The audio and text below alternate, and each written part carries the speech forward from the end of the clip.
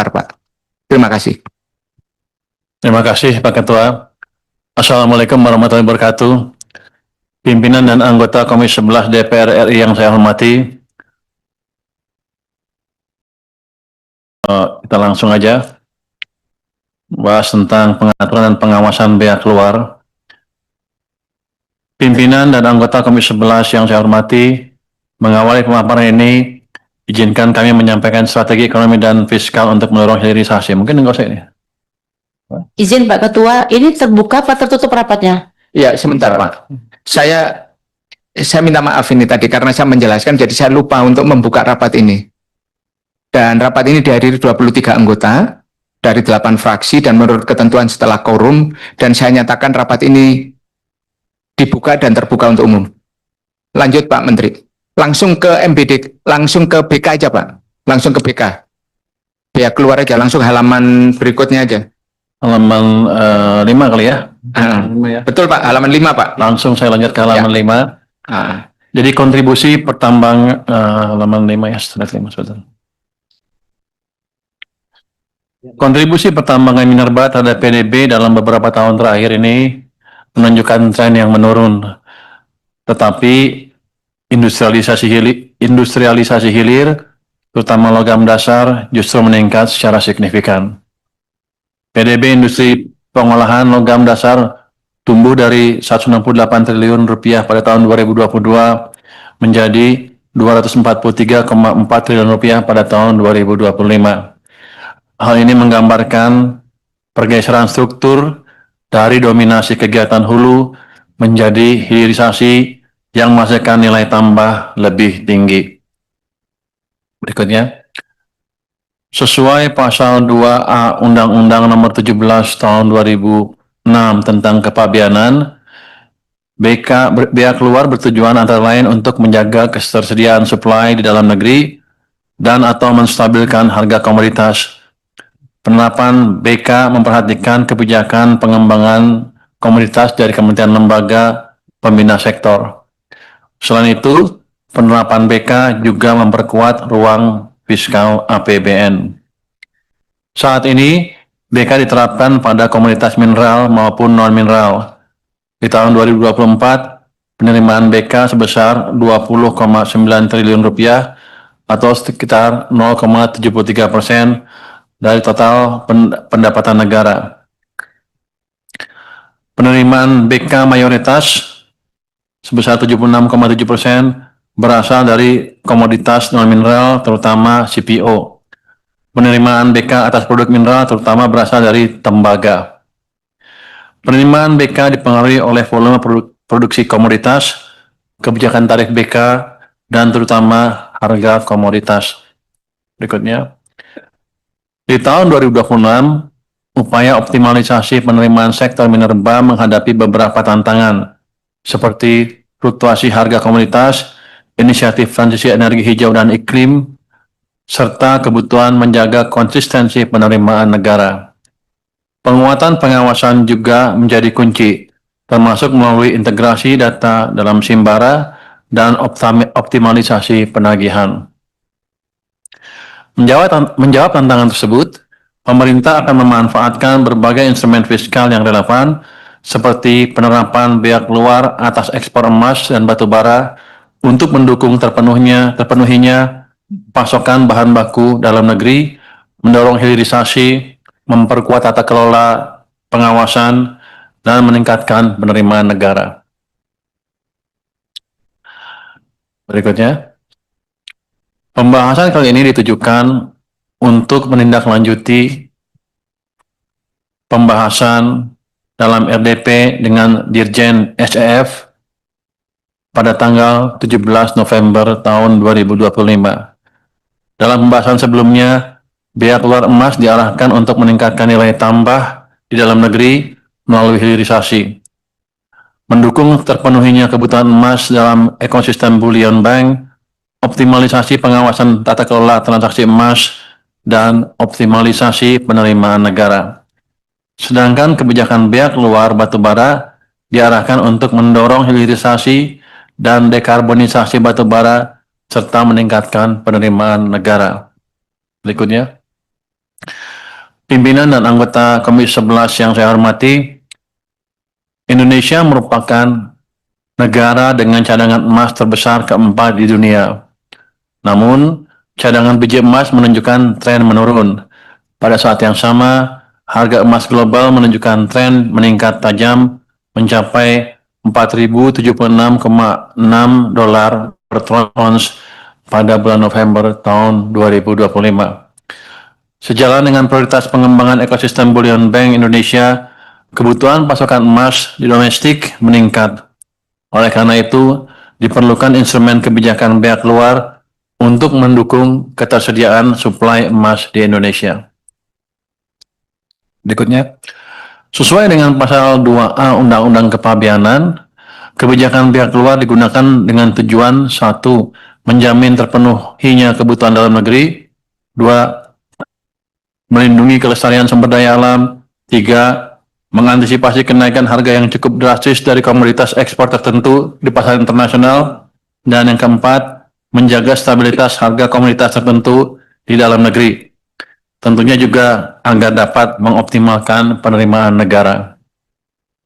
Agar hilirisasi berjalan lebih efektif, kebijakan biaya keluar emas dirancang dengan prinsip bahwa tarif produk hulu ditetapkan lebih tinggi dibandingkan produk hilir.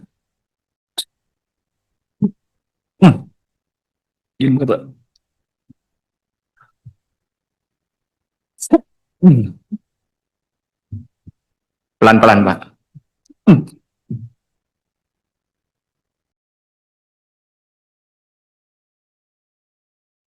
Mungkin produsen emas pada ngutuk saya dari jauh nih. Menarikin bea katanya. Apa ketua? Berikutnya. Pengawasan ekspor emas diperkuat melalui ketentuan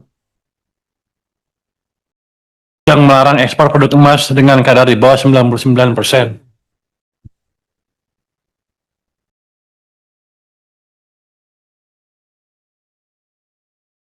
Bawahnya kuat juga mereka. Calm down, Pak.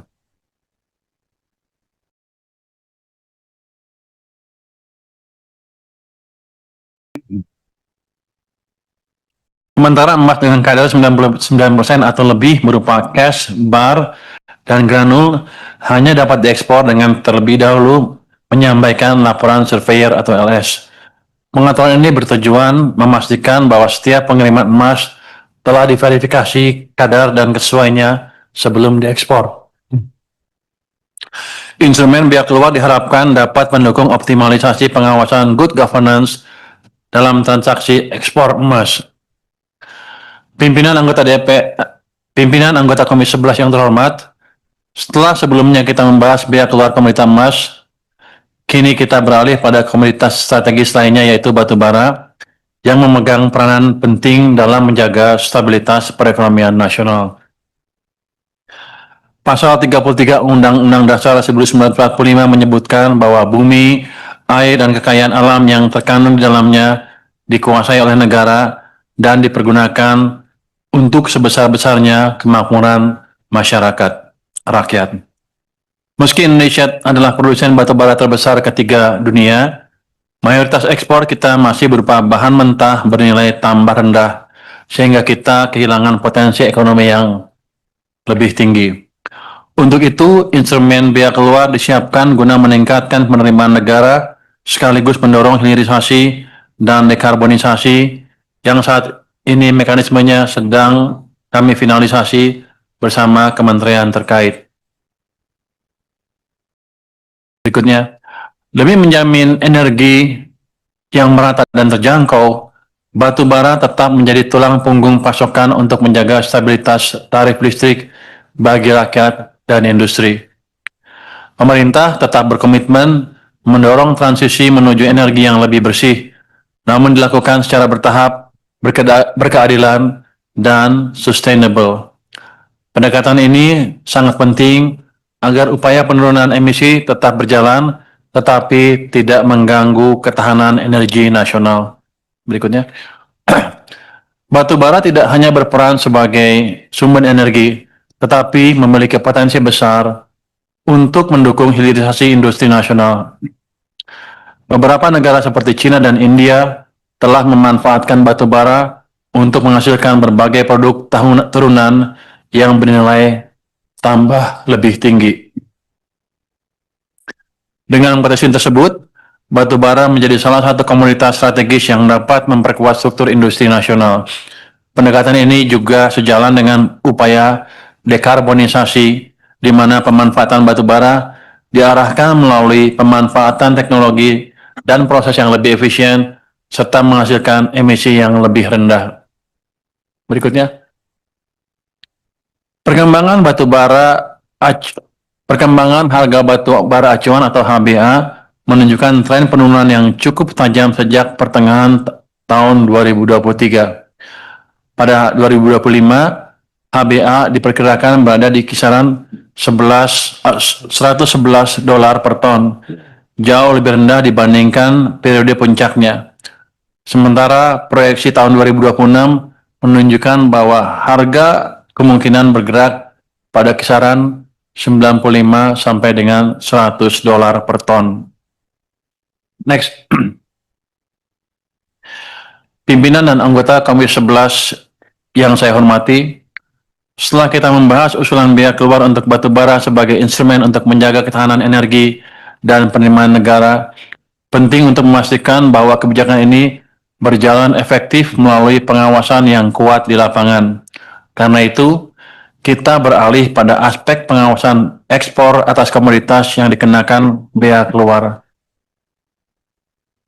Dalam ketentuan kepabeanan, eksportir menghitung bea keluar secara self-assessment dan menyampaikan pemberitahuannya dalam dokumen ekspor. Pemeriksaan fisik maupun uji laboratoris dilakukan secara selektif berdasarkan manajemen risiko. Sementara itu, eksportir berstatus AEO mendapat pemeriksaan minimal sesuai prinsip trade facilitation. Next. Pengawasan terhadap ekspor komoditas bea keluar dilakukan secara menyeluruh, baik secara fisik maupun administratif, untuk memastikan seluruh ketentuan dipenuhi.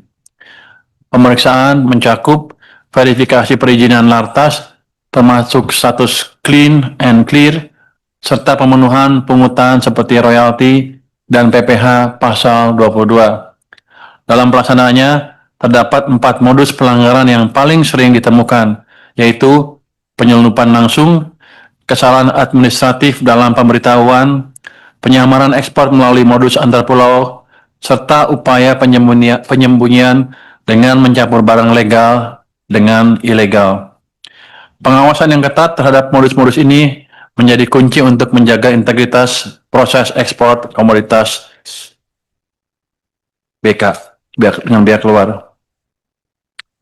Strategi pengawasan dilakukan oleh DJBC Bea Cukai pada 3 tahap utama, pre-clearance, clearance, dan post-clearance. Pada tahap pre-clearance, intelijen kepabeanan diperkuat untuk memetakan titik rawan ekspor ilegal, termasuk pertukaran data lintas kementerian. Dirjen Bea Cukai juga melakukan monitoring analisis untuk pendeteksian anomali pada data perdagangan.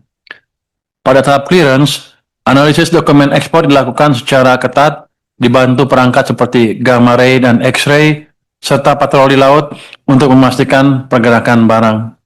Di sisi post-clearance, Dirjen Bea Cukai bekerjasama dengan Dirjen Pajak dan Kementerian Perdagangan melakukan audit yang lebih mendalam. Pendekatan lintas sektor ini memastikan bahwa setiap potensi pelanggaran pada komoditas bea keluar dapat terdeteksi secara menyeluruh. Berikutnya, pimpinan dan anggota Komisi 11 yang saya hormati, kinerja pengawasan bea keluar menunjukkan kontribusi yang semakin kuat terhadap penerimaan negara. Pada tahun 2023, hasil pengawasan tercatat berada pada level 191,5 miliar rupiah dan meningkat tajam menjadi 477,9 miliar rupiah pada tahun 2024. Dan sampai dengan November 2025, penerimaan dari kegiatan pengawasan mencapai 496,7 miliar. Sebagian besar penerimaan tersebut berasal dari penerbitan nota pembetulan yang terus menunjukkan tren peningkatan. Perkembangan ini menggambarkan bahwa penguatan pengawasan administratif dan peningkatan kepatuhan eksportir berperan penting dalam menjaga penerimaan negara dari komoditas bea keluar.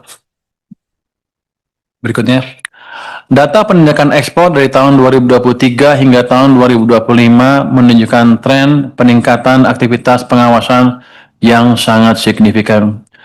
Jumlah kasus penindakan, khususnya pada ekspor umum dan barang kiriman, terus meningkat. Pada tahun 2023 tercatat 50 kasus, pada tahun 2024 44 kasus, dan melonjak menjadi 258 kasus pada tahun 2025 untuk kategori ekspor umum.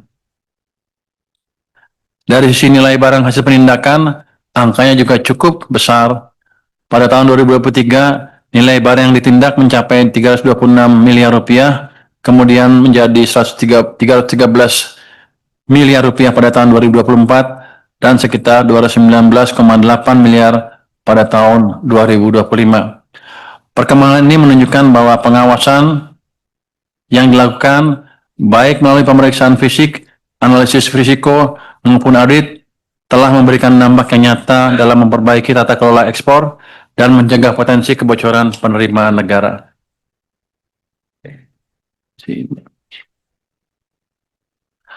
Pimpinan dan anggota Komisi 11 yang saya hormati, demikian pemaparan kami terkait pengaturan pengawasan bea keluar emas dan batu bara. Kami berharap melalui upaya bersama dan dukungan Komisi 11 yang selama ini sangat konstruktif, kebijakan bea keluar serta pengawasannya dapat berjalan semakin efektif, memberikan perlindungan bagi kepentingan nasional, dan menghasilkan manfaat yang optimal bagi perekonomian. Terima kasih atas perhatian dan kerjasamanya. Wassalamualaikum warahmatullahi wabarakatuh. Warahmatullahi wabarakatuh. Ini supaya rapatnya cepat.